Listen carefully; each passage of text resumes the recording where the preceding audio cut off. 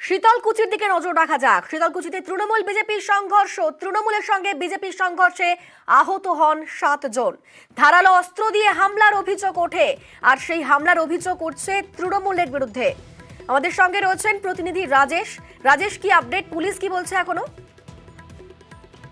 দেখো, গতকাল রাতে শীতলকুচির পশ্চিম গোসাইট এলাকায় তৃণমূল বিজেপি সংঘর্ষে কিন্তু জখম হন প্রায় ৭ থেকে ৮ জন এবং আহতরা শীতলকুচি ব্লক প্রাথমিক স্বাস্থ্য কেন্দ্রে চিকিৎসাধীন।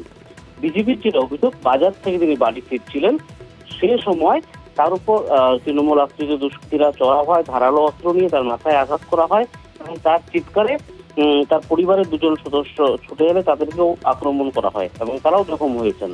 তবে এই অভিযোগ অবশ্য অস্বীকার করেছেন তৃণমূলের যে কর্মী সমর্থকরা রয়েছেন, তারা অস্বীকার করেছেন যাদের বিরুদ্ধে অভিযোগ। তারা যেটা জানিয়েছেন যে এলাকার সীমানা প্রাচীর, বাড়ির সীমানা প্রাচীরকে কেন্দ্র করে কথা কাটাকাটি এবং তার পরবর্তীতে তাদের উপরই চড়া হয় সেই বিজেপি কর্মী সমর্থকরা এবং তাদের পরিবারের 4 থেকে 5 জন জখম হয়েছেন।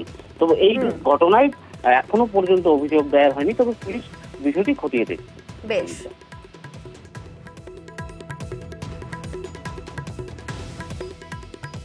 নাম মোসারু, ওর 4 ছেলে 3 বউ, মোটামুটি 6 থেকে 7 জন।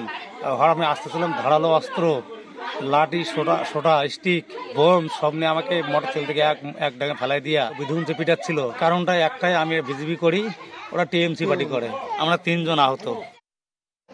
রাজনীতি ওই যে ডাঙায় আর কয় মোসালক ডাঙায় আর কয় বলে তিমুল তিমুল তিমুল এমন করে কয়, আর এখন মাথায় টাথায় দেখ বলে যে কি অবস্থা সবার ঘরের না।